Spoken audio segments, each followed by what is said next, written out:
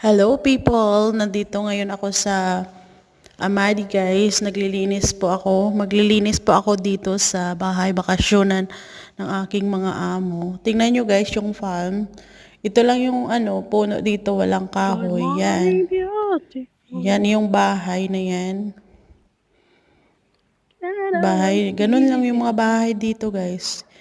Yung walang tao pala dito kasi pag ang daming tao dito pag Friday, Thursday, ganun.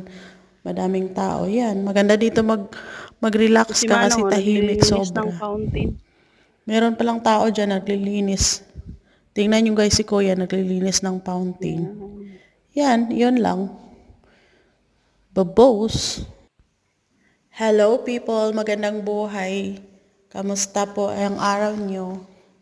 Ngayon pala nandito ako sa bahay bakasyonan ng aking mga amo.